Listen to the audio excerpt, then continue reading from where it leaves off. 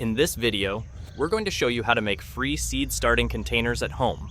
Create a super simple but powerful soil mix for your seeds, watch them grow, prepare nutrient-rich planting holes, and finally transplant your seedlings with almost no shock. By following these steps, you'll see how a little extra care at each stage can make a big difference in your garden. Let's start with the seed starting containers. For this, we're using thick cardboard cores from wallpaper rolls. They're sturdy, hold their shape when filled with soil, and the best part, they're completely biodegradable. Mark the tube at about 3 inches and cut it into equal sections.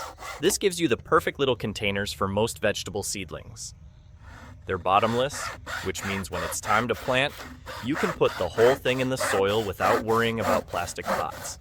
The cardboard will break down naturally, enriching the soil as it goes.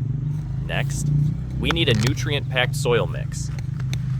Take equal parts of loamy garden soil and fully decomposed manure. Loamy soil gives your seedlings the right drainage and air, while the manure provides the nutrients they need to grow strong. To take it up a notch, add a little bone meal and neem cake powder. Bone meal helps roots grow strong, and neem cake keeps the soil healthy while naturally protecting against pests.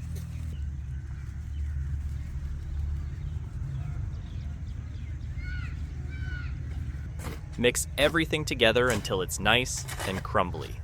Now, let's get the containers ready. An old fruit basket works perfectly as a base. Add some soil to the bottom so your cardboard tubes sit firmly and don't tip over. Since the containers are bottomless, the roots will naturally grow downward into the soil beneath the basket, giving your seedlings extra space to stretch out before transplanting. Once your containers are in place, fill them with the soil mix and gently press to remove any air pockets.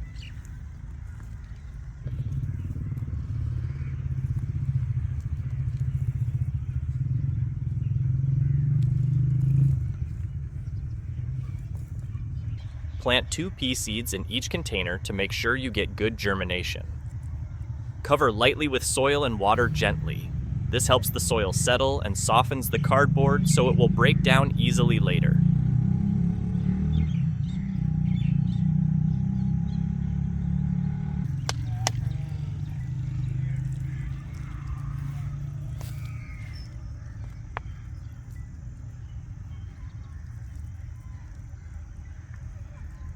Place your basket in partial shade or in a greenhouse if it's still chilly. This keeps the seeds protected while they sprout. Have you ever tried making your own seed starting containers at home? How did it go? After about 20 days, you'll see most of the seeds have germinated. The seedlings should look healthy and strong, showing that both your containers and soil mix are working well. Before planting them in the garden, it's time to prep the bed. Dig big holes for each seedling, wider and deeper than usual, so you can add organic matter. Kitchen waste, like fruit peels, goes at the bottom. As it breaks down, it feeds the roots directly. On top of that, sprinkle some bone meal for phosphorus and calcium, then add a layer of compost.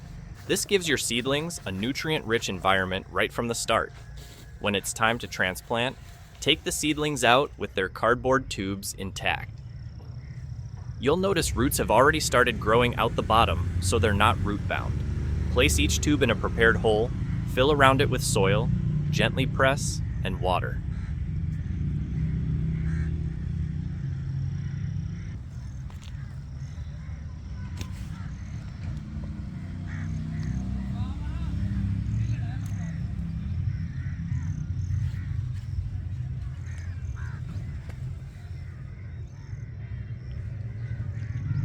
Because the roots aren't disturbed and the plant stays in the same container, transplant shock is almost non-existent.